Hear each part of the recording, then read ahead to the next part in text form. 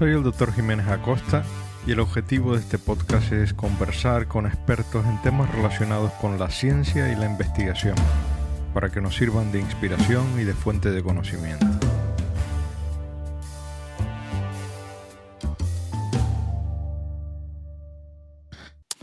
Salvador, lo primero que siempre le pregunto a todos los invitados es un poco qué fue lo que en tu caso te incitó a dedicarte pues a la medicina primero, porque elegiste medicina, y luego ya al área de investigación, ¿no? En vez de dedicarte a la medicina clínica, pues por tu trayectoria te has dedicado más a la parte de investigación. ¿No fue qué fue lo que te llevó un poco a elegir esta rama de la ciencia, ¿no? La verdad es que no me acuerdo en qué momento decidí ser médico. Creo que fue muy pronto y supongo que tiene algo que ver que mi padre y mi abuelo eran médicos y supongo que no es que lo escogiera por tradición familiar, lo escogí porque realmente me interesaba. Es un tema que siempre me ha fascinado. Me acuerdo desde pequeño que quería saber cómo funcionaba el cuerpo humano. Era algo que supongo que lo veía en casa y iba pues calando, ¿no? Poco a poco. Y siempre entendí o vi que lo que me interesaba realmente era descubrir cómo funciona el cuerpo humano y cómo se estropea el cuerpo humano, ¿no? Y qué podemos hacer para arreglarlo. Este concepto de poder curar enfermedades y poder alargar la salud de las personas, esto siempre me ha parecido, ya te digo, desde pequeño, me parecía una cosa que tenía que ser fascinante de hacer. Entonces no tuve demasiadas dudas a la hora de escoger la carrera. Me fui directo a medicina porque sabía que era lo que me gustaría hacer. Me gustó mucho realmente la carrera, fue una elección que no me arrepiento ni mucho menos. Y es cierto que acabado haciendo un tipo de medicina que no es la clásica, digamos, no es la clínica, no es la medicina del paciente, pero que para mí sigue siendo medicina. Yo la llamamos medicina molecular porque estamos más con las células y con las moléculas, pero digamos que los que hacemos esto estamos en el otro extremo, ¿no? Hay el médico a diseñar los fármacos, a encontrar nuevas curas, a entender las enfermedades, y esto es igual de importante y necesario que como lo es el paso final, obviamente.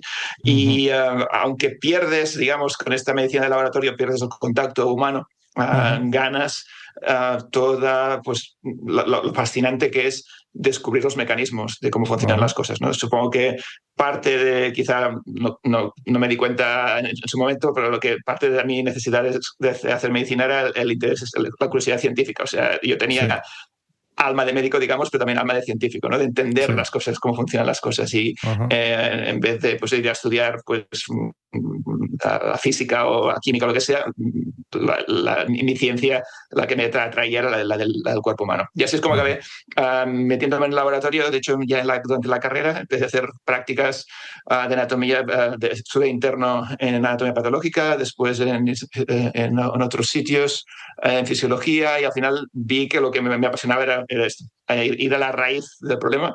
Y eso es lo que he hecho desde entonces, intentar entender los mecanismos biológicos de las enfermedades. En mi caso, ahora, en la trayectoria de los últimos 25 años, me he ido especializando sobre todo en entender el cáncer. Y ahora, sobre todo, también mucho los procesos del envejecimiento. Son temas muy relacionados entre ellos, ¿no? El cáncer como la gran enfermedad de los países desarrollados del siglo XX y XXI, y el envejecimiento como la condición, digamos, primera, que nos afecta a todos, y segundo, como uno de los problemas de salud más importantes que tenemos hoy en día, ¿no? Estamos yendo hacia poblaciones cada vez más envejecidas, y esto genera, pues, a su vez, una serie de patologías, una serie de enfermedades como el mismo cáncer, como el Alzheimer, como más diabetes, como la fibrosis, como mil cosas que están relacionadas con el envejecimiento. Entonces, entender la biología del envejecimiento nos puede, en principio, llevar a poder mejorar todas estas enfermedades de golpe. Y esto podría ser una de las grandes revoluciones de la medicina del siglo XXI. Quería preguntarte en la formación tuya, estudiaste en Barcelona y luego pasaste como 9 años en Nueva York, en Mount Sinai de Nueva York, ¿no? ¿Cómo fue la experiencia esa allí?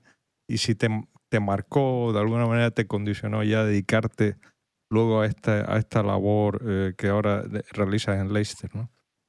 Absolutamente, fue básico. Yo creo que mis años en Nueva York son la raíz de todo lo que estoy haciendo ahora de muchas maneras. Yo hice la carrera en Barcelona, como dices, hice el doctorado también en la Universidad de Barcelona y cuando acabé el doctorado, bueno, me planteé, ¿por qué hago ahora? ¿No? O sea, tiro más hacia cosas más clínicas o me continúo por la vía de la investigación. Y empecé a mirar, y ahí ya es cuando me empezaba a interesar mucho el tema del cáncer y encontrar maneras de mejorar el cáncer. De hecho, me planteé cuáles son los grandes problemas de salud que tenemos en estos momentos y el cáncer estaba siempre en el top 10 de las listas que hacía. Claro, Y dije, bueno, vamos a probar, aprovechando que los científicos podemos ver mundo, una de las ventajas de sí, nuestro trabajo es que sí. podemos salir a explorar el mundo. Voy a pasarme un par de años en algún laboratorio que hagan algo muy interesante y después ya veremos qué hago. Ajá, Estos 2 años se convirtieron en 9 años al final y ya ajá. me reenganché. Y claro, bueno, vivía en Nueva York. Esto fue cuando de los 28 a los 38, básicamente. ¿Y por qué elegiste ese departamento de Nueva York concretamente? Pues la verdad es que en su momento tenía 4 o 5 ofertas. Tuve suerte en el momento en el que necesitaban investigadores. Había mucho dinero en los Estados Unidos y era un momento de los años de la administración de Clinton que dobló el presupuesto de investigación y necesitaban gente. Y Ujú, mi currículum encajaba. En Estados Unidos valoran mucho los médicos que se dedican a investigación. sí, En España, por lo menos en su momento, ahora menos, pero en su momento se veía como algo raro que hace un médico investigando. sí, Ahora ya se entiende que, ¿no? Que los médicos también tiene que haber médicos en la investigación, porque claro, aportamos un punto de vista diferente a un químico, a un físico, a un veterinario sí. o cualquier otra persona, ¿no? Y en ese momento, pues en Estados Unidos estamos apreciados los médicos en investigación y además en España tenemos buena reputación de venir muy bien preparados. Nuestras universidades son buenas Sí. y somos gente además que tenemos este gen mediterráneo de la imaginación y la iniciativa, que esto Correcto. se valora mucho también, ¿no? Y Sí, en ciencia sobre todo. Así sí, que tuve suerte y podía escoger 3 o 4 ofertas que tuve en Estados Unidos y había una en Europa también. sí. Y vi la lista y dije, bueno, vamos a verlas, a ver pues, cuál me interesa más. Y había algunas en ciudades menos glamurosas como Memphis, pero bueno, en Memphis hay el hospital de St. Jude, que es el mayor hospital de niños del Del mundo, cáncer o de sea, todas las niño, claro. enfermedades relacionadas. Pues Sí, es fascinante también ir ahí. Era una de las posibilidades ir a St. Jude. mm, Y al final me quedé en Nueva York, no, ya te digo, no por la ciudad. Tuve suerte porque al final la ciudad fue fantástica. Realmente la experiencia de vivir en Manhattan durante 9 años es algo incomparable, ¿no? mm, Pero fue sobre todo porque el que me ofreció el trabajo era el doctor Stuart Aronson, era el antiguo, uno de los mentores de Mariano Barbacid, que se fue a dirigir después del CENIO sí, en España, sí, uno de los primeros científicos que descubrió los oncogenes y todos los genes implicados en el cáncer. Claro, bueno, era ir a claro. trabajar con uno de los Top, claro. maestros, digamos, Ya, ya, del campo. efectivamente. Entonces no tenía mucho color ahí. Entonces dije, bueno, voy a pasar unos años con él a ver qué aprendo. Y aprendí mucho, aprendí realmente toda mi idea de cómo llevar la ciencia, no tan solo los temas, sino cómo llevar un laboratorio, cómo ser científico, cómo aproximarte a este reto, lo aprendí de él. Y Claro. fue, bueno, pues ya te digo, son estos 9 años de una etapa de mi vida en la cual eres joven, estás a tope, trabajas como loco, porque en Nueva Sí, York la rutina de trabajo es muy loca. No se puede, sí, es algo que no puedes hacer toda la claro, vida, claro. creo yo. Mm, Tienes que hacerlo cuando eres joven, porque llega sí, un punto que te acaba quemando, porque vas a trabajar. Bueno, te levantas a primera hora ya para ir a correr a Central Park, porque todo el mundo lo hace, entonces tú también ya estás de madrugada haciendo cola para correr en Central Park, y después te vas a trabajar, y sales de trabajar a las 10 de la noche, y después te vas de fiesta, y al día siguiente estás trabajando otra vez. Es un no parar realmente. Y fue ya, muy intenso y muy bonito. ya. Y ahí, ya te digo, fue las bases para ya montar mi propio laboratorio después en Inglaterra, que es donde he hecho buena parte de mi carrera. ¿Por qué Leicester? Quiero decir, es una ciudad, tiene que ser una universidad estupenda, pero vamos, que no es Cambridge ni Oxford. Entonces, algo tiene que tener Leicester para que fueras allí, ¿no? Sí, sí, totalmente cierto. De hecho, fue un cambio muy, muy radical de la vida de una ciudad como cosmopolita como Nueva York a la vida rural de Inglaterra, porque al fin y al cabo Leicester es una ciudad rural.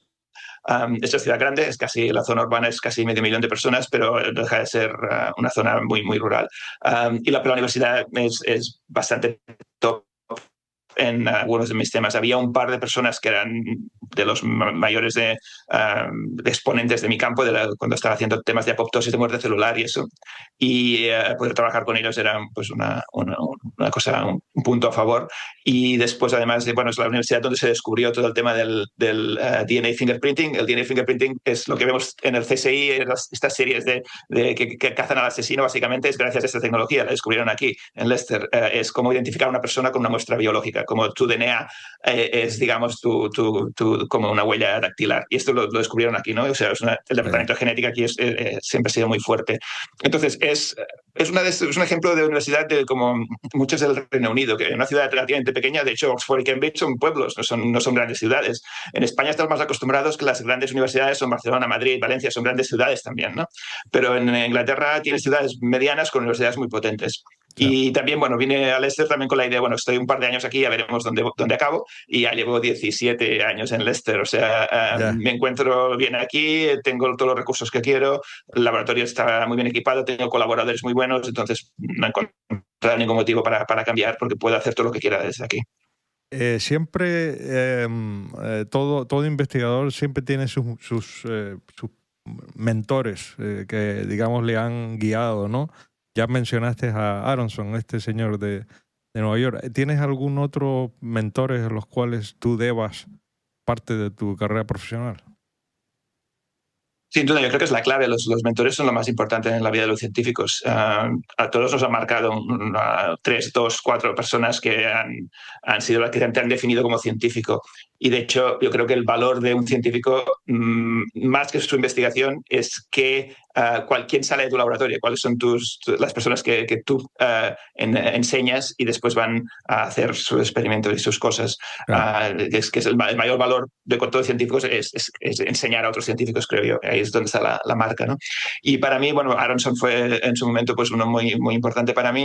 E incluso en mi tesis antes de Aronson estuvo Cristóbal Mezquita, que era el catedrático de Fisiología de la Universidad de Barcelona, antiguo decano de la Universidad de Barcelona, que básicamente también me enseñó. Yo era un médico que no tenía ni idea de investigación, venía justo salido de la universidad, tenía más idea de la parte clínica que de la parte de investigación, y él me enseñó todo, básicamente. Él en su laboratorio, bueno, con su hermana Jovita Mezquita, que también estaba en el laboratorio, y Montse Pau, que era una técnica fantástica que, bueno, me acogió y me enseñó todas las bases de la ciencia, o sea, desde el momento más básico, que es como coger una pipeta, que esto no lo sabes, hasta a cómo empezar a diseñar experimentos, etcétera. Con este grupo, digamos, de personas en Barcelona, ahí fue un poco la semilla que necesitaba para empezar a crecer. Aronson fue un poco el crecimiento de esta semilla, convertirla un poco en un árbol, y después el apoyo de este árbol ha sido pues todos los colaboradores y mentores que me he ido encontrando en Leicester y en otros sitios. El profesor Martin Dyer, por ejemplo. Martin Dyer es uno de mis colaboradores y mentores, que es un hematólogo impresionante. Yo he entrado en el mundo de hematología gracias a él. Porque me interesaba el cáncer, pero nunca me había planteado estudiar leucemias, y gracias a él hemos hecho trabajos y estamos haciendo trabajos muy interesantes, y estoy aprendiendo aún un montón con él. Y podría ir citando más, pero creo que al final hay estas 3 o 4 personas que te marcan mucho, pero al final también como científico tú acabas creando una red de colaboradores, que esta red es a la vez colaboradores y mentores, porque tú aprendes. O sea, lo que decíamos antes de la ciencia, hoy en día es muy multidisciplinar, y todos los equipos de científicos, todo el mundo aporta algo. Entonces, incluso un bioestadístico que acaba de salir de la carrera sabe más que yo de bioestadística. Entonces, yo estar con él en un grupo, aprendo de él. Yo le puedo enseñar cosas, pero me puede enseñar mucho a mí, ¿no? Entonces, al final, acabas creando todo el conocimiento científico con este grupo, digamos, de colaboradores que son también tus profesores en temas que no conoces. Si te parece, vamos a hablar un poco sobre los libros tuyos, porque una de las facetas más importantes, aparte de la científica, es que eres escritor. Es decir, tienes libros bastantes publicados. Los 2 últimos que me he leído yo, el de ¿Qué nos hace humanos? Y La vida en los extremos, para mí son libros extraordinarios, vamos, muy interesantes. Son ensayos realmente dignos de leer y de releer.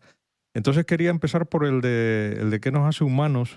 Aquí hablas del concepto del biohumanismo racionalista, ¿no?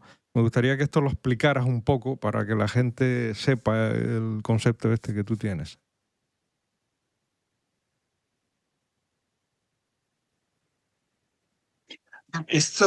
Fue poner un poco una etiqueta a una idea que tenía que no es mía ni es nueva, pero que creo que se tiene que subrayar un poco y quizá poniendo una etiqueta que era más clara y es más fácil hablar de ella. O sea, la idea del biohumanismo racionalista es básicamente el humanismo es lo que la disciplina de la ciencia, el grupo de ciencias que estudia el ser humano o la humanidad, ¿no? Y cómo mejorar, digamos, y cómo hacer mejores sociedades y mejor seres humanos. El biohumanismo, yo le pongo el prefijo bio porque yo no puedo entender el humanismo sin la parte biológica. Y esto creo que ya es un poco no revolucionario, pero sí por lo menos provocador, en el sentido que los humanistas suelen ser gente del lado de las letras que huyen un poco del todo el tema biológico. Yo creo que no podemos intentar entender el ser humano sin entender que tenemos una biología y que venimos de un árbol genealógico y evolutivo concreto y que esto nos limita o nos dirige, por lo menos de alguna manera. Por tanto, el humanismo siempre, que para mí, tiene que tener un componente científico, biológico ahí. Y pongo el apellido de racionalista porque cuando hablas de ciencia y de biología, el peligro es decir que, bueno, que todo es empirismo, que todo tienes que ser la experimentación empírica la que te da los datos. Y en el libro soy muy partidario y estoy muy a favor de frases como las que decía Bertrand Russell, de que la ciencia es la única herramienta que tenemos para conocer la verdad.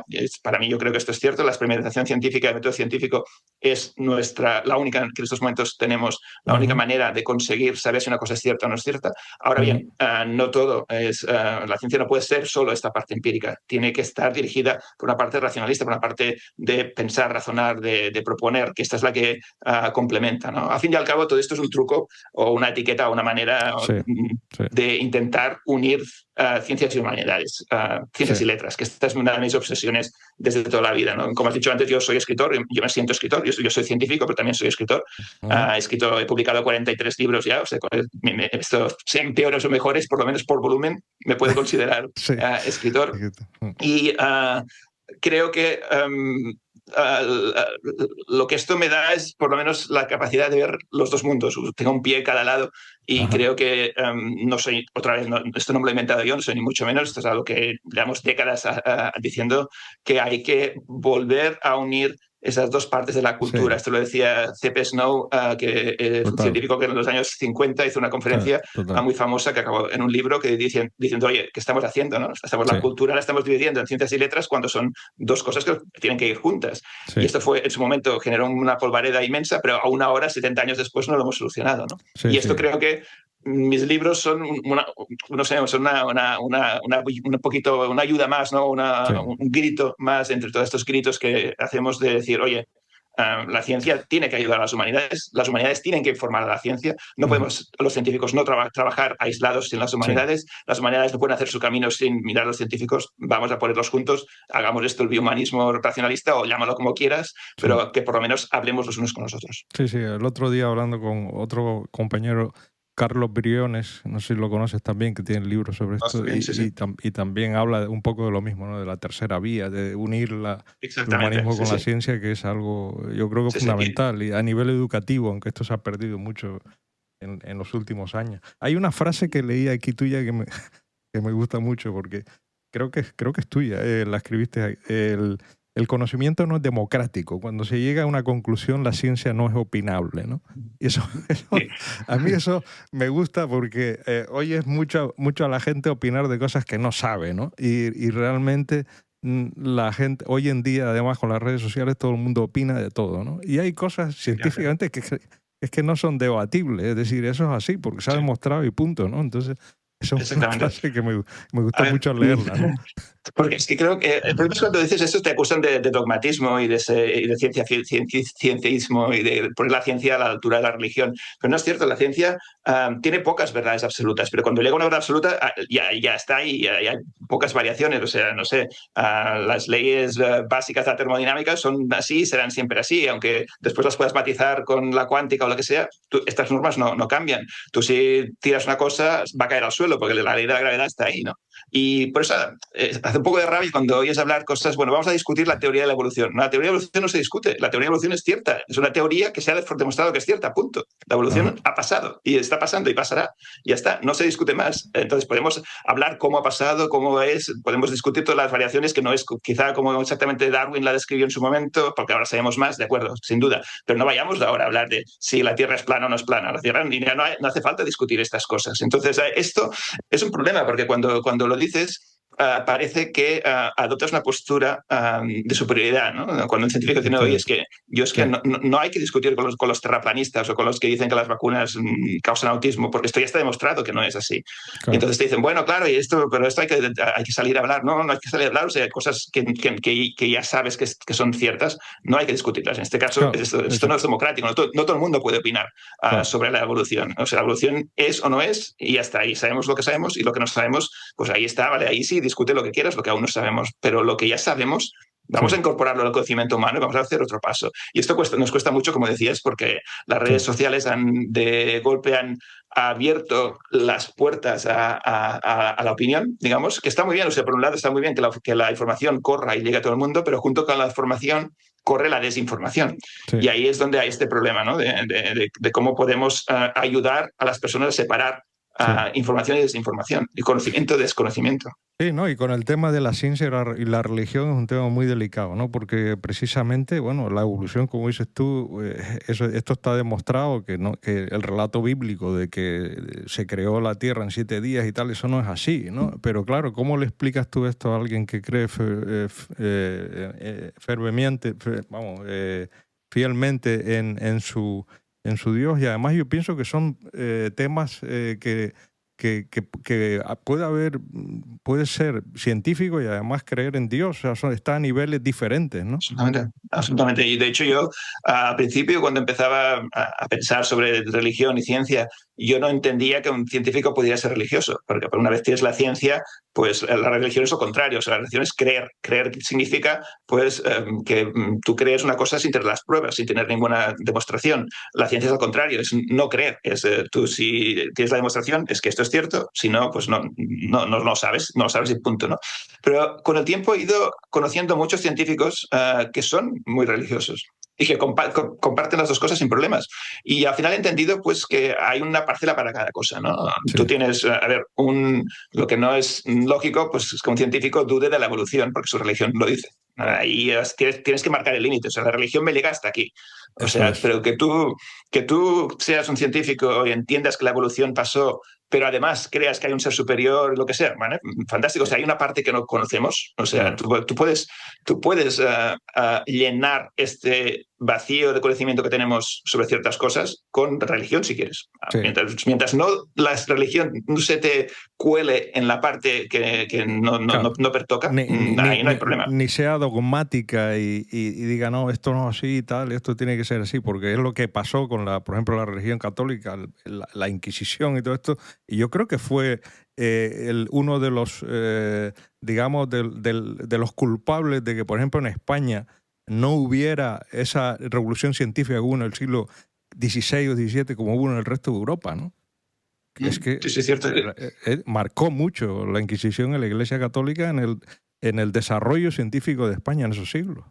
Y en otros países y en otras zonas del mundo donde la religión ha mantenido su poder científicamente y socialmente han quedado más atrasados. De hecho, llega un momento en el que para que la ciencia avance tiene que sacarse de encima el peso de la religión. Después ya pueden coexistir, pero hay un punto que hay que decir, la ciencia hay que decir, oye, hasta aquí.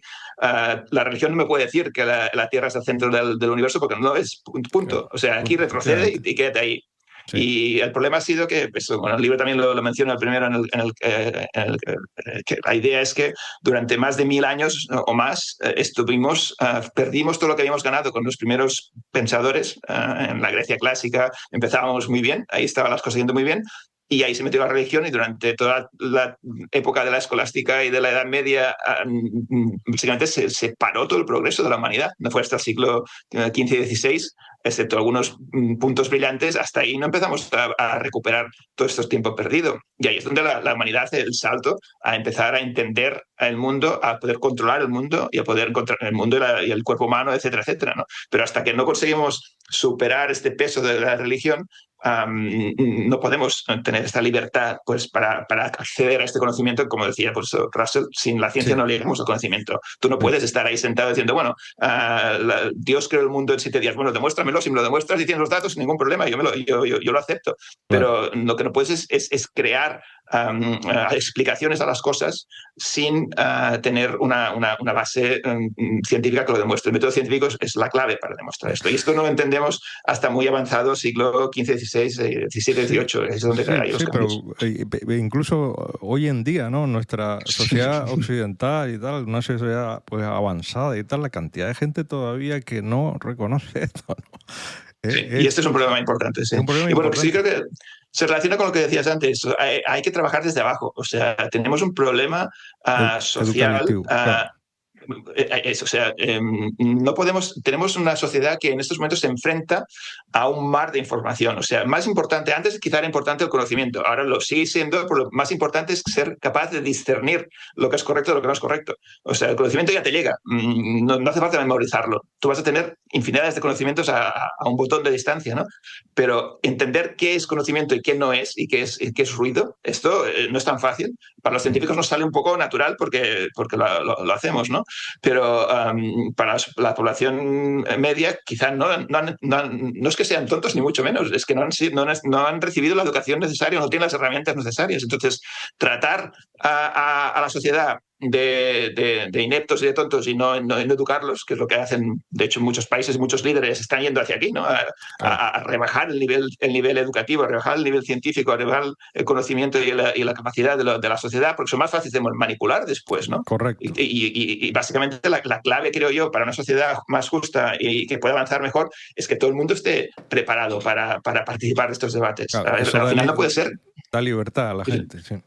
Exacto. Creo que la libertad, el conocimiento es libertad y la capacidad de entender es libertad en estos momentos, ¿no? Sí. Y tú no puedes participar de un debate sobre hacia dónde va la sociedad si no entiendes algunas cosas básicas o sea, temas como estaremos hablando de manipulación genética, estaremos hablando de posthumanos, estamos de temas que parecen complejos, pero es que tienen un impacto social muy importante. Si no empezamos a enseñar y hablar de estos temas en los colegios, esta generación nueva, cuando llegue el momento de decidir si aprobamos que se pueda clonar, que se pueda un ser humano, que se pueda manipular un ser humano o lo que sea, no sabrán lo que están haciendo. O sea, tú, ¿cómo puedes saber si es bueno o no es bueno que te pongan una vacuna de ARN si no sabes lo que es el ARN?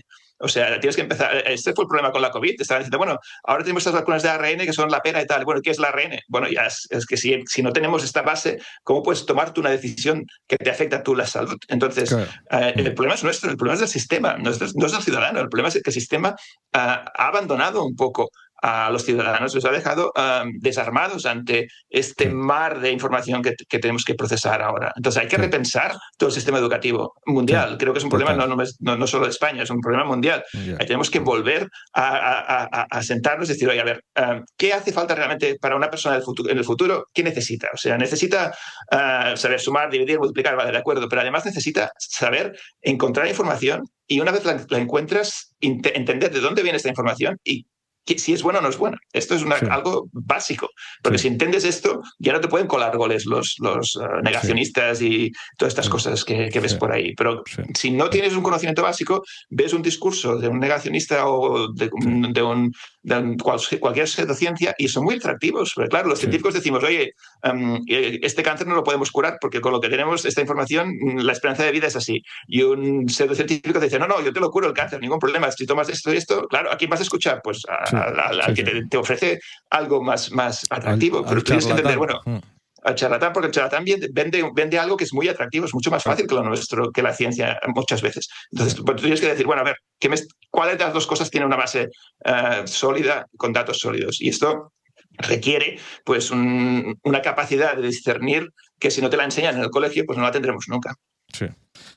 El tema el que nos hace humanos, ¿no? Hace hincapié en dos aspectos. Uno es la inteligencia y otro es la conciencia, ¿no? Los dos aspectos, digamos tú, que yo creo que en el libro haces más hincapié en que nos diferencia del resto de seres vivos. Pero también hay muchos animales que tienen inteligencia y que no sabemos si tienen conciencia, ¿no? Entonces, ¿es una cuestión de grado? Esa es una pregunta. De hecho, en el libro yo intentaba responder a la pregunta de qué nos hace humanos, pero creo que el spoiler es que no la respondo, ni mucho menos. De hecho, salen más preguntas que respuestas. Y creo que esto es la parte interesante. Yo lo que quería hacer eran libros que fueran dogmáticos, en el sentido de, mira, yo tengo la verdad absoluta, he encontrado la verdad, tengo la solución y esta es mi verdad. Yo creo que es mucho más interesante decir, oye, sabemos esto, yo te saco esta conclusión, pero tú puedes sacar otra, porque de estos momentos estamos hablando de estos temas que lo que decíamos antes, no sabemos aún, no tenemos la solución aún, la ciencia aún no ha podido encontrar la solución, por tanto hay mucho espacio ahí para hacer hipótesis. La mía es esta, pero la tuya puede ser esa, y si me la justificas la podemos discutir, y si tú no estás de acuerdo con lo que digo en el libro, me parece fantástico, porque mi libro, ya te digo, no intento decir, no, es que creo que esta es la solución, no, tampoco, es una idea más, y en ese sentido es lo que dices, yo aún no sé cómo definir un ser humano. Y llevo 2 libros ya con este tema y aún no he conseguido encontrar la manera de definir un ser humano, porque esto que dices, hay factores que parecen que son exclusivos nuestros, como la inteligencia, como ser conscientes. En principio somos los únicos animales que sabemos que son conscientes, pero realmente es así. No hay ningún animal que sea consciente de existir. No hay ningún animal que sepa que se va a morir. Hablamos de animales que entienden la muerte, o sea, los animales reconocen un animal muerto, algunos animales como los elefantes reconocen el momento que se van a morir y se apartan de la manada. Hay un concepto de muerte, pero son conscientes cuando nacen o cuando llegan a una cierta edad que se van a morir como nosotros, o somos nosotros los únicos que realmente sabemos que somos mortales. Claro, esto podría ser una manera de definir la humanidad, ¿no? Pero claro, también puede ser una cuestión de grados, ¿no? Hasta qué punto la inteligencia lo mismo. O sea, los animales, hay muchos animales que son inteligentes. Hay pájaros que hacen cosas que niños no pueden hacer. O sea, en ciertas edades los niños no son tan inteligentes como ciertos pájaros. Entonces, que los pájaros son más humanos que los niños. Claro, ¿de qué estamos hablando, no? Ahí, sin duda, la inteligencia humana es un nivel superior a la de los animales, pero no es exclusiva. Y, al fin y al cabo, lo que es un grado más de algo que ya existe en otros cerebros, en otras partes. Por tanto, quizá la humanidad es una gradación, y a partir de qué momento llamamos humanidad, porque si tenemos una máquina que es capaz de pensarla con la inteligencia artificial, vamos a llegar quizá algún día a un software que pueda a copiar muchas de las funciones de un cerebro humano. Entonces, ¿a partir de qué momento lo llamamos humano este cerebro, no?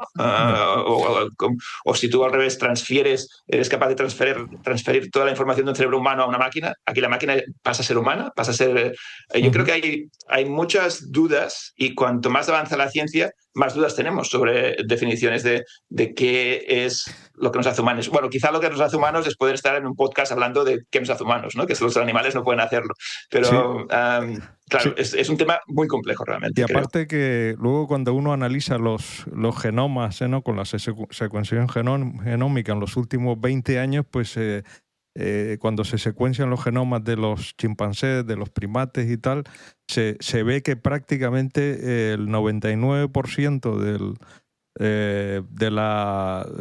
genoma es igual que el humano, ¿no? Entonces esas pequeñas diferencias es lo que hace que una persona sea humana y otro siga siendo un primate. Es algo realmente... Es fascinante. Es fascinante realmente, sí. Que algo tan pequeño, ¿no? Y creo que esto nos lleva también a un tema que más o menos hemos tocado de fondo, que es el hecho que, al fin y al cabo, no somos tan diferentes a los primates. Somos animales. Somos una rama más del árbol de la vida. Somos una rama más. Claro, y los humanos tendemos como tenemos esta vista antropocéntrica del mundo, tendemos a pensar, bueno, nosotros estamos aparte, ¿no? Hay todo el árbol evolutivo, nosotros somos una rama que está fuera del árbol. No, nosotros somos una rama más dentro de este árbol, y tenemos muchas cosas de primates.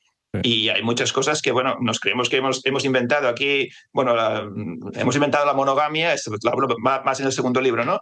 Porque la monogamia es un constructo social que hemos hecho los humanos, ¿no? La monogamia es una cosa que muchos animales ya también han inventado, y es una cosa biológica, respuesta a unas necesidades y a una presión evolutiva, que después la hemos reforzado con la cultura, es cierto, y hemos creado el patriarcado alrededor del tema de la monogamia, etcétera. Aquí se puede discutir mucho este tema, pero al fin y al cabo la biología es la que nos ha llevado llegado hasta aquí, ¿no? Y los pájaros van en parejas por la simple razón que mientras uno cuida los huevos, el otro va a buscar la comida. O sea, si no serían tríos o cuartetos. La pareja es una cuestión no solamente cultural, sino porque tiene una explicación evolutiva. Entonces, los humanos podemos también explicar una parte de nuestro comportamiento con la biología. Y esto es parte de lo que estos dos libros intentan hacer. Decir, bueno, vale, nuestro objetivo es intentar hacer siempre una sociedad mejor, más justa, más equilibrada, más igualitaria, pero hay que entender que venimos de algo que es lo contrario. O sea, los primates no son democráticos. La democracia no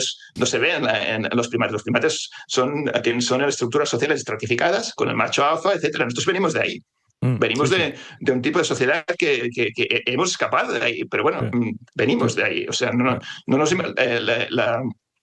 el fascismo, la dictadura, no nos la hemos inventado nosotros, es algo que ya se ve en el reino animal, de una oligarquía o una dictadura de un individuo en los primates. Es algo muy normal. Entonces, para mí, una de las grandes revoluciones o uno de los grandes signos de progreso y eso de evolución de los humanos es la democracia. Es un invento totalmente antinatural, porque no nos salen de una forma normal colaborar entre nosotros y repartir el poder. Por tanto, es un avance increíble porque hemos escapado de la prisión biológica donde estábamos, que veníamos de una estructura muy diferente a esta. Otro invento revolucionario es la medicina misma, ¿no? Hemos escapado de la dictadura del entorno de la biología que nos limitaba a nuestra esperanza de vida media a unos 30, 40 años. Hemos inventado algo tan antinatural y tan antievolutivo como es la medicina. Hacemos que sobrevivan a los individuos más débiles, que esto va en contra de la evolución. Esto es fantástico. Esto es algo que eso sí que nos pone aparte. Claro, efectivamente, el hecho de nosotros regir de alguna manera nuestro futuro y ya no estar sometidos a las leyes de la selección natural, esto solamente ha ocurrido con nosotros, ¿no? Es algo que nos haría humanos, ¿no? Claro, sí. A ver, no sé, sin la civilización, sin la evolución, sin la ciencia, yo seguramente no estaría aquí. Primero porque ya me he pasado de la edad media de la humanidad, o sea, tengo un 50% de posibilidades de haber muerto antes de esta edad. Y segunda porque, no sé, por ejemplo, soy muy miope y sin gafas se me hubiera comido un león en la sabana o ya no hubiera llegado aquí. Entonces no hubiera podido reproducir, no hubiera podido tener hijos y mi línea genética se hubiera extinguido. Pero no, la ciencia me ha permitido que un individuo con déficits como el mío que dificultan la supervivencia y la reproducción pueda sobrevivir y reproducirse. Y ahí esto trastorna totalmente el concepto evolutivo. Ya no sobreviven solamente los más adaptados al medio. Sí. Sobreviven individuos como yo que quizá no están tan adaptados, pero pueden contribuir de otra manera a la sociedad, escribiendo libros, por ejemplo, ¿no? Y entonces ahí de golpe hemos seguimos evolucionando, pero de una manera que ya no es del azar solo, ya estamos nosotros interviniendo en esta evolución. Correcto. Porque antes mencionaste la monogamia. ¿Por qué la monogamia se ha seleccionado como forma de relación interpersonal? La verdad es que yo creo que es una pregunta muy interesante, porque la monogamia, como decía antes, que no somos los únicos animales monógamos, pero hay muy pocos. O sea, la monogamia no es muy habitual en la naturaleza. Hay los prairie voles, las ratas de la pradera, estas que son unos roedores monógamos, que es rarísimo, porque los roedores no son monógamos. Los primates no son monógamos tampoco en general. Entonces, ¿por qué los humanos hemos evolucionado esta monogamia? Como decía antes, no es una cuestión solo cultural, es una cuestión que tiene que tener una razón evolutiva, porque venimos de más lejos. Antes de construir las sociedades ya éramos monógamos, ya nos apareábamos con la misma persona para el resto de nuestra existencia. Teníamos hijos con una sola persona. ¿Qué ventaja evolutiva tiene? Claro, son hipótesis, ahí no puedes tener una verdad absoluta ni mucho menos, ¿no? Pero los humanos tenemos un problema respecto a otros animales, que nuestras crías son muy frágiles. Entonces, el hecho de tener este cerebro tan fantástico que tenemos un cerebro que consume mucha más energía de lo que le toca por su volumen. Es el más grande proporcionalmente de todos y más complejo de todos de los animales. Para que evolucione y para que crezca y madure necesitan mucho tiempo. O sea, los caballos cuando nacen ya empiezan a caminar, al momento que nacen ya están andando. Nosotros tardamos un año en andar y tardamos 7 o 8 años a ser más o menos independientes o hasta 18 o 19 o 20 años a realmente ser. Entonces esto requiere una estructura social, una estructura familiar diferente. Tú no puedes dejar a los niños que vayan corriendo por ahí porque se van a morir. Entonces ahí requiere mucha más atención. Entonces ahí la monogamia puede haber surgido como, bueno, tiene que haber surgido como herramienta evolutiva para ayudar a sobrevivir a nuestras crías, para primero proporcionarles un entorno, digamos, más seguro. O sea, invertimos muchos recursos en pocas crías para que sobrevivan estas crías, ¿no? Y funciona muy bien, porque los humanos somos lo que se ha llamado una mala hierba, que si nos das las herramientas adecuadas, acabamos sobreviviendo y esparciéndonos por todo el planeta, como hemos demostrado, ¿no? Y este éxito evolutivo, en parte, es porque hemos encontrado la manera de hacer que estas crías tan débiles puedan sobrevivir. Quizá la monogamia es una de las maneras, y al principio de los tiempos, pues la mutación que hizo que los primeros humanos fueran monógamos, aquella línea sobrevivieron más los hijos y ahí fue como se quedaron, ¿no? El otro ejemplo de esto puede ser la teoría de las abuelas, ¿no? ¿Por qué tenemos mujeres que sobreviven en la edad menopáusica y continúan siendo parte de la sociedad, cuando en principio los animales, cuando dejas de tener capacidad reproductiva, ya mueres, porque no tienes ninguna utilidad, digamos, para la especie? Una persona, un individuo que no se puede reproducir, está gastando recursos y no está contribuyendo al éxito evolutivo. Entonces la evolución ya se los carga. Pero los humanos no, y hay las orcas y hay un par de especies más que tienen, especialmente hembras, que saldrá su periodo evolutivo, tienen la menopausia, que es algo poco habitual en otros animales, y se quedan en el grupo, pues seguramente porque las abuelas ayudaban a sobrevivir a las crías, porque entonces tenías una mujer que había pasado el peligro de los partos, porque parir en los humanos como en otros animales, es un riesgo importante. Era muy normal, pues, morirse de parto o de fiebres o infecciones postparto. Entonces una mujer que ha sobrevivido esto y ya no tiene el riesgo de morir de parto, tiene su conocimiento y sus habilidades para ayudar a las crías de las otras, de sus hijas, o sea, sus nietas, o de otras hembras de la tribu, a que sobrevivan. Claro, esto es un conocimiento y algo que la evolución puede haber seleccionado. Es una de las teorías, ¿no? Puede haber seleccionado la monogamia, las abuelas, criar a las crías en grupo, como ahora los llamamos a los colegios, lo que sea, ¿no? Esto es algo que quizá se ha ido seleccionando puramente de forma evolutiva. Ahora, después lo reforzamos con leyes culturales, etcétera, etcétera. Pero lo que no podemos creer o pretender es que la sociedad se ha creado de la nada, sin ninguna base biológica, y que algún día alguien decidió: vamos a ser monógamos porque esto nos permite lo que sea, que los hombres controlen el poder, porque al fin y al cabo las mujeres son las que están sometidas en esta relación monógama. Bueno, esto ha venido después, pero esto está construido sobre una base biológica. ¿Qué quiero decir con esto? Que, a ver, he empezado diciendo esto. Hay que romper estas barreras biológicas, hay que romper esta presión, esta obligación que tenemos biológica, y ya lo hemos hecho, ya hemos demostrado que podemos superar las limitaciones biológicas con algo como la democracia, con algo como la medicina. ¿Cuál es el siguiente paso? ¿Cargarnos la monogamia? Pues ¿por qué no? O sea, nuestra biología, en nuestra historia evolutiva nos empuja a la monogamia, pero podemos decidir que la monogamia no es el modelo que lleva a unas sociedades más justas y más equilibradas ahora, porque somos diferentes, ahora tenemos unas necesidades, unos requerimientos diferentes, pero vamos a repensar quizá los modelos de relaciones, que es un poco lo que estamos haciendo, ¿no? Hasta hace muy poco, hasta hace el siglo pasado, no sé, una relación no monógama era vista como, bueno, incluso como un crimen en algunos sitios, y aún está, ¿no? Bueno, ahora puedes tener la relación poliamorosa y ya se empieza a ver como algo que, bueno, quizás no es tan raro, quizás no es tan extraño. Pues vamos a repensar, ¿por qué no?, las relaciones humanas en este sentido, ¿no? Si estamos repensando los roles de género, que es fantástico. O sea, obviamente al principio, si las mujeres son las que paren los niños, pues son las que tienen se ocupan más de las crías, y los hombres se ocupan de otras cosas. Que no quiere decir ni mucho menos esta imagen que se ha vendido de que las mujeres se quedaban en las cuevas con los niños y los hombres salían a cazar. Obviamente había mujeres que salían a cazar, porque si necesitas ir a buscar alimentos y tienes una persona que es capaz de hacerlos, sería estúpido prohibirle ir a cazar a una mujer. Y por tanto, obviamente tenía que haber mujeres cazadoras, etcétera, pero lógicamente, por una cuestión biológica, pues las mujeres tendían a ser las que se ocupan de las crías, los hombres a que los ocupan de la comida. En los pájaros es diferente, pero los pájaros, una vez han puesto el huevo, es igual quién va a buscar la comida. El macho se puede quedar incubando, no, la mujer tiene que estar dando de mamar, etcétera. Por lo tanto, hay una una distribución de roles Diferente, de género lógicos. Lógico. Ahora bien, estamos ahora al siglo XXI o siglo XX.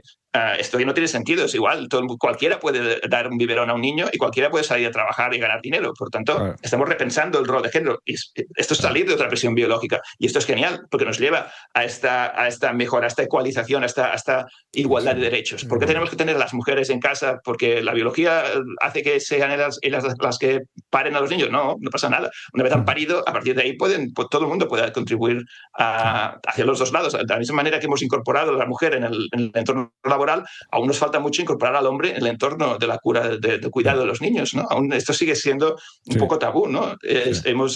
Hacemos un poco trampas con esto. Decimos, bueno, las mujeres que trabajen, pero además cuiden a los niños. O sea, hemos creado este concepto de la superwoman que lo hace todo, hace los dos papeles. Bueno, o sea, no. Si realmente rompemos la distribución de trabajos familiares y la distribución de géneros, tenemos que hacerlo de las dos maneras, si no, esto no es factible. Entonces, una mujer que va a trabajar y un hombre que se queda en casa cuidando a los niños tiene que ser igual de normal. Y esto aún no lo hemos conseguido. Claro, eso llevará su tiempo también. Sí.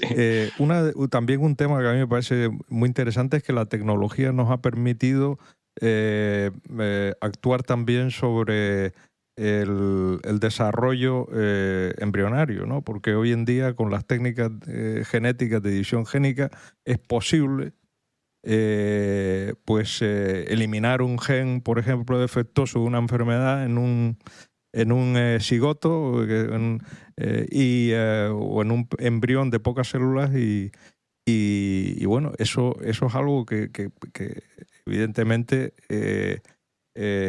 cambia totalmente el paradigma de la evolución por selección natural, obviamente. Entonces me gustaría un poco también que explicaras esto. ¿Cómo ves tú el futuro? Porque claro, esto se ha desarrollado en los últimos 20, 30 años, pero el desarrollo tecnológico es exponencial. Y uno puede imaginar que dentro de 50 o 100 años pues se puede en el laboratorio de alguna manera se pueden obviamente modificar los genes con mucha más precisión y se puede incluso hasta crear una persona humana o transformarla de alguna manera. Entonces, ¿cómo ves tú el futuro? Pues esto es una especulación, obviamente, pero bueno. Sí. No, además una especulación fascinante y muy relevante, que creo que tenemos que empezar a plantearla ya, porque se ha abierto una puerta, o sea, hemos abierto la puerta. ¿Y qué hay al otro lado de la puerta?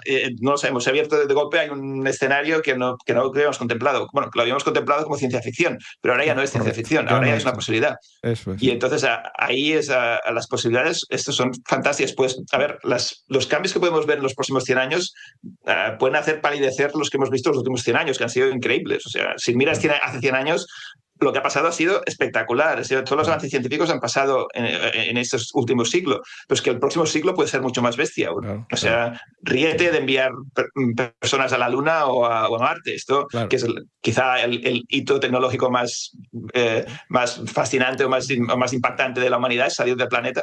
Pues el hecho de poder cambiar los genes de los humanos es mucho más bestia aún, porque abre un montón de posibilidades que tenemos que discutir si las queremos aprovechar o no, o cómo las aprovechamos, ¿no?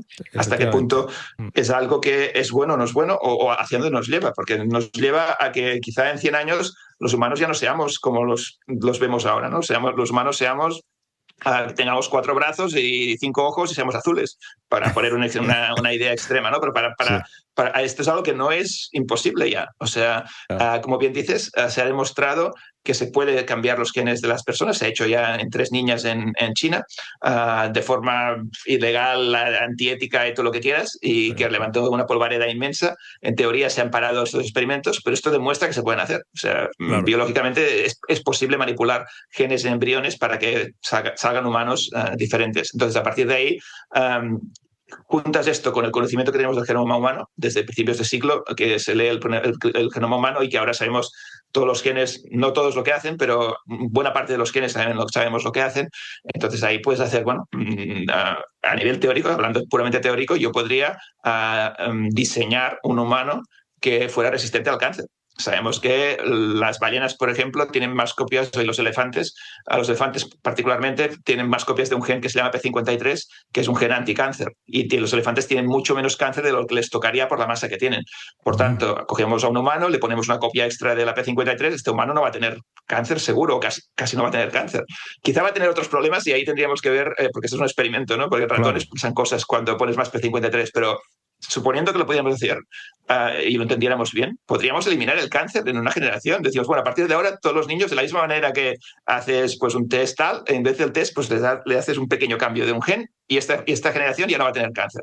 Claro, esto es fascinante, pero bueno, ahí abres la puerta para lo que decíamos. De la misma manera que puedes eliminar el cáncer, puedes decir, bueno, es que yo quiero que mis hijos tengan los ojos azules. Bueno, esto es una tontería, pero bueno, dices, vale, que tengan los ojos azules. Bueno, es que yo quiero que mis hijos sean altos y que mis hijos sean todos rubios. Bueno, si se empieza a poner de moda, pues eso, acabaremos todos de color azul, porque se ha puesto de moda ser azul. Y hasta qué punto esto es una estupidez o es incluso peligroso, porque una moda puede ser estúpida, que tengamos los ojos azules puede no tener ninguna consecuencia, pero puede llegar a ser algo que acabamos pues limitando la diversidad biológica de la especie, que es algo que es básico. Si genéticamente nos vamos estancando porque todo el mundo quiere seguir el mismo patrón, bueno, los humanos somos así de tontos, y si se pone de moda tener el mismo aspecto que cierta persona famosa y todos queremos ser como Brad Pitt, pues al final todos se parecen a Brad Pitt. Y ahí qué gracia tiene esto a nivel, no solo qué gracia, sino qué problemas nos puede dar a nivel genético si estamos enrareciendo todo este pool de genes de la especie por criterios absurdos. Entonces, algo fascinante, como puede ser la manipulación genética, puede ser una hecatombe, o puede ser algo que nos puede llevar muy lejos, o puede ser algo como, bueno, como decíamos lo de la Luna. En la 69 aterrizan en el Apolo 11 en la Luna, y a partir de ahí no hemos hecho nada más. O sea, no hemos vuelto a enviar nadie más a la Luna. O sea, parecía que abríamos la puerta a algo muy importante, vamos a explorar el espacio, vamos a conquistar el sistema solar, y en estos 50 años no hemos hecho nada. Entonces, quizá la manipulación genética es esto. Hemos manipulado genes ahora de unas niñas, y quizá los próximos 50 años estamos tan asustados que ni lo tocamos. No sé. Es muy difícil, como decías, predecir hacia dónde va todo esto. Salvador, quería hablar un poquito sobre, tú has trabajado en España, has trabajado en Inglaterra, en Estados Unidos, conoces perfectamente la investigación, y una de las preguntas que yo siempre hago a todos los investigadores españoles es un poco tu reflexión sobre cómo está la investigación en España, ¿no? Desde los tiempos de Ramón y Cajal, pues él se quejaba mucho, y él fue el que inició realmente transformó un poco, ¿no?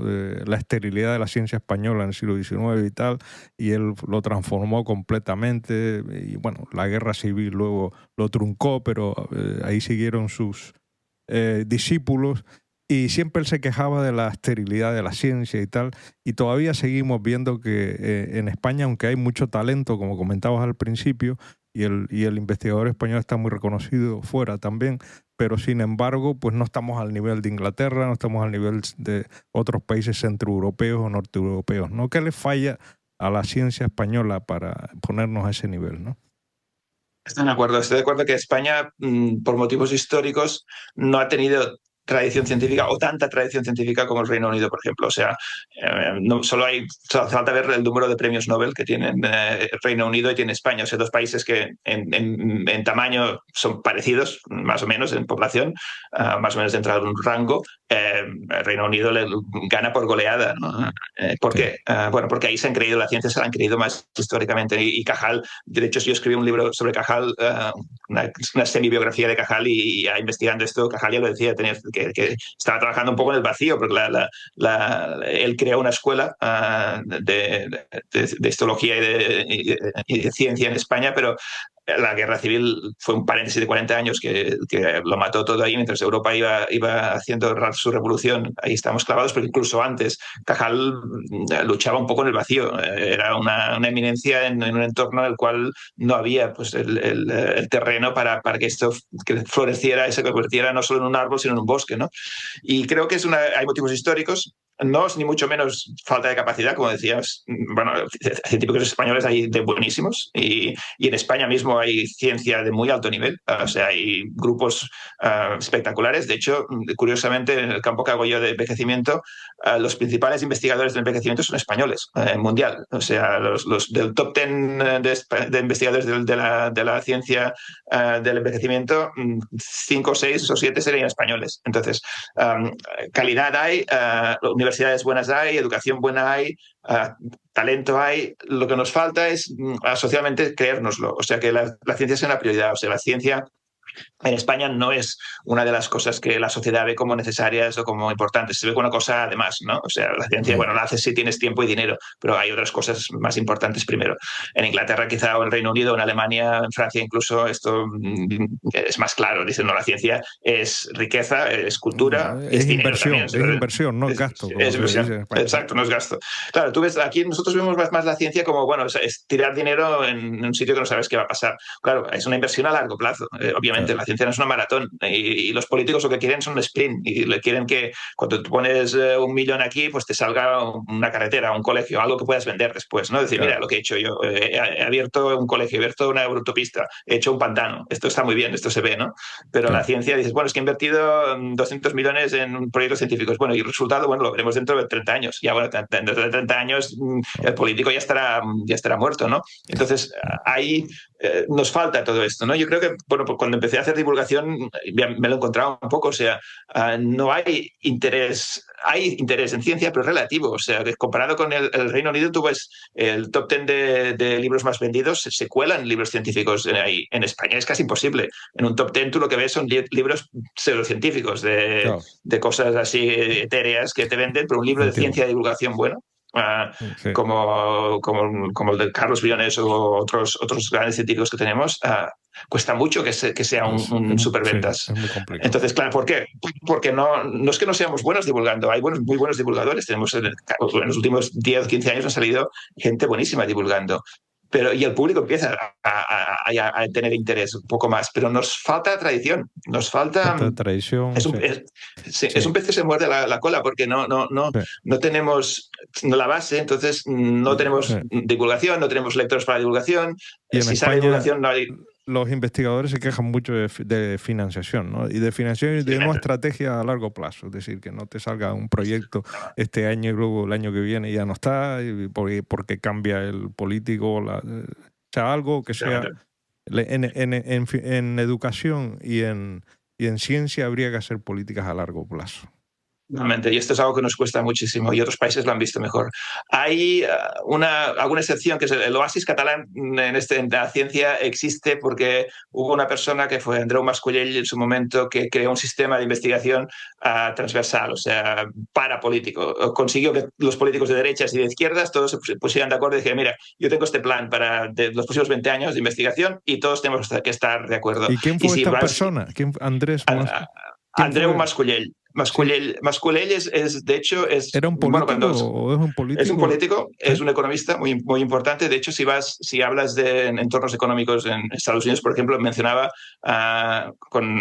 porque tengo familiares en el mundo de la economía y hablaba con él y con gente americana y decía, bueno, yo soy de Barcelona y tal. Luego de Barcelona y ahí tenéis a Andreu Mas-Colell y tal. Y dices, pues sí que lo conocen. De hecho, yo creo que cuando hablamos de potenciales premios Nobel en España, no se considera el premio de economía, podría ser perfectamente para él, porque es una persona que tiene un impacto importante a nivel internacional y le puedes discutir muchas cosas. Fue conseller de economía y en momentos difíciles, además, que hubo los recortes, etcétera, fue un personaje discutido en este sentido, pero lo que es innegable es que ha conseguido si hablas con cualquier científico, todos dicen que en Cataluña estáis muy bien, ¿no? Y bueno, dentro de lo malo estamos mejor por esto, porque se ha creado una infraestructura con los ICREA, con los centros cerca, con estas cosas, que permitió trascender un poco la visión cortoplacista de los políticos, que dicen, bueno, los próximos 4 años, ¿qué? ¿No? Y él fue un poco decir, no, bueno, los próximos 20 años, ¿qué? Y ahí ha conseguido paliar un poco este defecto que tenemos en España, ¿no? Y entonces lo que nos falta quizás es esto, es meter dinero, decir, bueno, convencer a todos los políticos de esto es un juego a largo plazo, esto es algo que nos da riqueza cultural, pero riqueza también de dinero. Y podemos ser uno de los países que juega a la primera división de ciencia, sin duda, porque tenemos capacidad. Nos falta meter inversión, hay que invertir un poco. Entonces, tenemos jugadores de primer nivel, tenemos unos cuantos Messi en el país, pero nos falta la cantera. Si la cantera se tiene que ir fuera para crecer, pues muchos ya no vuelven. Y ahí, claro, no sé, yo, por ejemplo, bueno, yo ahora tengo un pie ya en España, un pie en Inglaterra, porque ya tengo un laboratorio en España también, ya estoy un poco jugando los dos partidos, ¿no? Pero hasta hace poco, bueno, yo estaba principalmente en el Reino Unido, yo tengo un par de patentes, las patentes se las ha quedado la universidad en Inglaterra, ¿no? Las patentes, ¿no? Yo he chupado del sistema público, las universidades españolas, los estudiantes son deficitarios, obviamente. El Estado sufraga una parte de nuestra educación, porque el estudiante no paga todo lo que cuesta una educación universitaria. Sí. Entonces, el Estado ha invertido en mí una educación, una beca postdoctoral que la pagó el Ministerio de Ciencia, y todo este dinero que se ha invertido en mi educación yo lo estoy devolviendo a Inglaterra con mis patentes. Claro, ¿Qué lógica tiene esto? O sea, está muy bien. Invertir en educación está muy bien, lo tenemos que hacer, pero después hay que poder reabsorber toda esta gente que tú educas. No puedes educarlos y enviarlos afuera. Nos está pasando un poco ahora lo mismo con los médicos. Los médicos, el sistema de salud español era de los mejores del mundo. Todo el mundo venía la gente aquí a ver cómo lo hacía, y ahora estamos centrifugando al talento. O sea, creamos grandes médicos en las universidades españolas porque son buenas, pero una vez que están formados, y luego se van fuera, el sistema funciona y se van fuera. Se van fuera porque no tienen. Les pagan mucho más, mejores condiciones, bueno, y es que es así. O sea, ya está. No hay vuelta de hoja. Entonces, claro, hay que pensar un poco esto, lo decías, ¿no? Un poco estrategia a largo plazo. Tú no puedes pensar, bueno, yo voy a hacer una universidad fantástica y tenemos médicos fantásticos. Bueno, ¿y entonces qué harás con estos médicos o con estos científicos? Una vez has creado este potencial, este capital humano, social, intelectual, ¿qué haces con ellos? Porque si no les das dinero para que hagan su trabajo, se te van a ir. Claro. Y en un mundo globalizado como el que hay ahora, cuesta poquísimo. Antes, hace 50 años, ¿qué te ha costado? Cuando yo empecé a irme a Estados Unidos, yo era de mi generación de los pocos que viajaba. Ahora todo el mundo se va, o sea, no hay fronteras, no cuesta nada irte a trabajar a otro país. Entonces, ¿qué estamos haciendo? ¿Estamos tirando el dinero para que lo aprovechen otros países? Hay que repensar todas estas cosas. Totalmente. Te quería preguntar por tus momentos eureka. Los momentos eureka eran esos los momentos que definía Severo Ochoa, decía que no había mayor emoción que la emoción del descubrimiento, ¿no? Que, o sea, el científico de alguna manera es un hombre privilegiado porque la emoción que siente cuando descubre algo, cuando observa algo, que es indescriptible, ¿no? Entonces, todo investigador tiene uno o varios, a veces ninguno, pero esos momentos en los cuales tú siempre recuerdas en la cabeza el día aquel que me aceptaron el paper en tan sitio, o el día aquel que me dieron una beca, o el día aquel que descubrí en el microscopio estas células teñidas con tal, ¿no? ¿Cuáles son tus momentos eureka? Creo que hay unos cuantos. A ver, yo, por ejemplo, yo estudio las células viejas, las células senescentes, las células que son responsables del envejecimiento. Entonces, un día se me ocurrió decir, bueno, uno de los problemas que tenemos es que no sabemos detectar estas células, no las sabemos encontrar. O sea, queremos matarlas, queremos eliminarlas, pero para hacerlo hay que saber dónde están. Y necesitamos marcadores. Este es uno de los problemas del campo, ¿no? Y a mí le dije, bueno, pues ¿por qué no hacemos lo mismo que hacemos con el cáncer? El cáncer lo que hacemos es mirar qué proteínas hay en la superficie de la célula, cuáles son los bultitos que tiene esta célula, y una vez tienes la proteína ahí, pues vas a diseñar algo para que lo reconozca, un anticuerpo o lo que sea. Sí. Y esto en cáncer se hacía, pero en envejecimiento no. Dice, bueno, pues vamos a probarlo. Y lo empezamos, bueno, mi laboratorio está viviendo de esto desde hace años, desde que bueno, pensé esto, enseguida otros también lo pensaron y hay más gente haciendo esto, pero nosotros somos el primer artículo sobre lo que llamamos el sulfasoma, que es las proteínas de superficie de las células viejas, fue nuestro. Y esto creo, bueno, abre una línea nueva para intentar encontrar y destruir estas células. Es un momento cuando ves después que la gente lo reconoce y le habla de él y que lo está haciendo, está trabajando, y bueno, yo he contribuido un granito de arena ahí a definir los primeros pasos, y después aún no más aplicado, diría, la primera vez que a partir de este conocimiento generamos o encontramos un fármaco que bloquea una de estas proteínas, lo pusimos en un ratón Y cuando vino el estudiante de doctorado que hacía el proyecto con los datos, con la curva de supervivencia de los ratones, y veíamos que los que tomaban el fármaco vivían más y los otros se morían, Wow, el momento de ver el eso sí momento de ver que... la gráfica y decir, ostras, he eh, conseguido en mi laboratorio, en mis manos, frenar el envejecimiento. Y wow, esto es decir, bueno, te demuestra fantástico. que biológicamente es posible, ¿no? Es posible, sí. Lo han hecho otras personas en otros sitios, pero Sí. conseguir tú una manera de frenar el envejecimiento en tus manos, dices, bueno, Joder, fantástico, esto es fenomenal, fantástico. un subidón de energía. Sí. Bueno, ya que eres escritor, ya para ir acabando, quería que nos recomendaras algún libro, ¿no? Algún libro de esos que tú recomiendes a amigos o algún libro que a ti personalmente te haya emocionado, te haya gustado mucho, que suelas releer. ¿Qué libros recomendarías a la gente? Hablábamos de Carlos Briones, ha sacado un libro ahora muy bueno, lo he leído hace poco, A bordo de la curiosidad, de Sí, un libro a de bordo de la divulgación, A curiosidad, bordo de sí. mi curiosidad, que se Sí, llama. sí, Un libro que yo creo que está muy bien explicado. sí, Además, él viene más del mundo de la física y de la astrobiología, sí, que son campos que yo no toco tanto, por tanto me fascinan sí, aprender cosas sí, de estos sí, campos, y creo que este sí. es un buen libro para leer. Um, a mí me gustó, bueno, yo crecí con libros como El Cosmos de Carl Sagan, Carl Sagan. el libro y la serie de Sí, televisión, sí, que, bueno, esos son libros que creo que han generado vocaciones, y creo que son válidos, aunque sí, su sí. ciencia que está un poco desfasada, siguen siendo libros muy atractivos, que te despiertan este interés. Este sí que lo he recomendado muchas veces Sí, como libro de sí. ciencia. Yo recomiendo mucho ciencia ficción. La ciencia ficción, para mí, yo creo que es una gran puerta. Es un gran entretenimiento, obviamente, es una cosa que es muy interesante, pero es una gran puerta a conocimiento científico y a hablar de estos temas que decíamos. La ciencia ficción ha sido uno de los campos donde los autores se han permitido hacer estos debates sociales sobre hacia dónde va la humanidad, cómo vamos a transformar al ser humano. Esto se ha estado hablando en ciencia ficción más que no en sociología o en humanismo, ¿no? Entonces, leer ciencia ficción desde de los clásicos de Asimov, desde la trilogía de la Fundación, todos los libros de los robots de Asimov, todo el concepto de inteligencia artificial, la ética de la inteligencia artificial y la roboética ya la estaba Está bien. hablando Asimov en los años 50. O sea, es Sí, fascinante lo que anticipaba lo que está viniendo ahora. Y sus sí, libros sobre las tres reyes de la robótica son la base de lo que podría ser la ética de la inteligencia artificial. Es espectacular. Y son libros muy entretenidos, además, ¿no? sí, O los libros de Arthur C. Clarke, desde el 2001 sí, hacia sí. todo el fin de la humanidad, y todos estos libros son fascinantes. O sea, libros con que hay mucha ciencia, pero te la cuelan de una manera que no te das cuenta que estás aprendiendo ciencia Sí, mientras te lo estás pasando bien. Estoy sí, hablando de libros muy antiguos ya, sí, sí, pero podríamos citar libros sí, más modernos también. sí. Uh, Y, y de, habría muchos. y sitios a visitar, bueno, antes comentaste que sueles viajar, bueno, viajas por tu carrera, por tus congresos y tal. Y si tuvieras que recomendarnos algún país a visitar, ¿cuál sería? Barcelona, la primera ciudad que hay que visitar, porque es una ciudad muy bonita.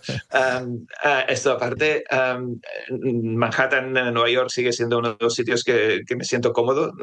No solo porque viví mucho tiempo ahí, sino porque es una ciudad que es muy loca y muy acelerada y encaja con mi personalidad. Otras personas no sobreviven ahí, pero a mí me gustó. Pero quizá uno de los países que he visto más interesantes últimamente es Costa Rica. Fui a Costa Rica Ah, vaya.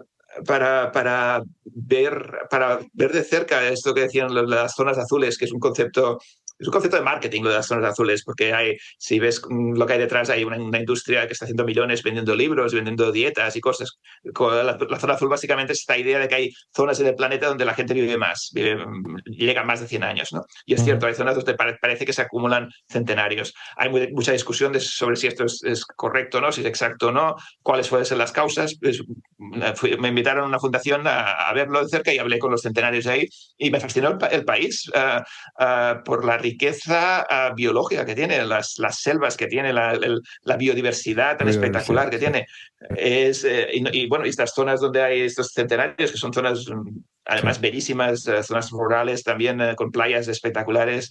Es un país muy bonito y con una riqueza cultural y biológica muy interesante. Fuimos a la universidad, a las universidades, nos estuvieron enseñando ahí. Hay un nivel muy, muy bueno en la Universidad de Costa Rica. Es un país que quizás lo tenemos un poco olvidado porque está ahí perdido en Centroamérica y lo vemos más como un destino turístico de ir a la playa, pero aparte de esto, a nivel científico y a nivel de interés, es un país que me gusta mucho.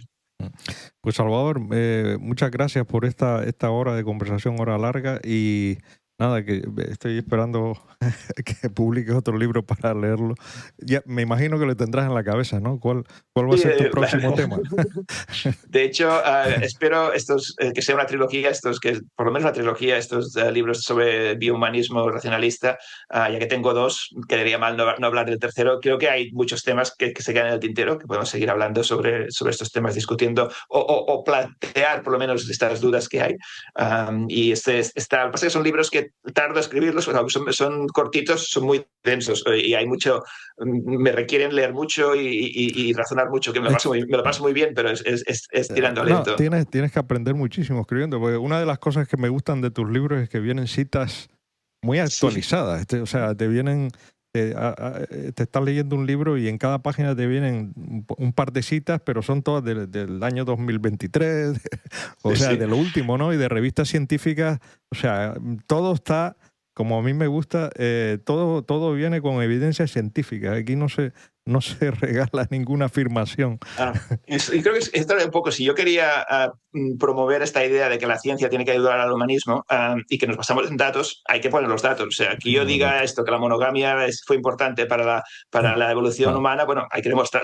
¿Quién lo demuestra esto? Pues ahí tienes tres artículos, 4 artículos, y lo más actuales, creo que es importante. No puedes citar artículos de los años 80, bueno, tiene interés algunos clásicos, pero hay que ver cuál es el pensamiento, ¿no? Ahora, y bueno, con mis editores al principio, cuando les envié el primer manuscrito, se rieron de mí un poco porque el manuscrito tenía 100 páginas y había 200 citas. Dice, bueno, hay más citas que páginas, así, ¿no? ¿Cómo lo vamos a maquetar esto?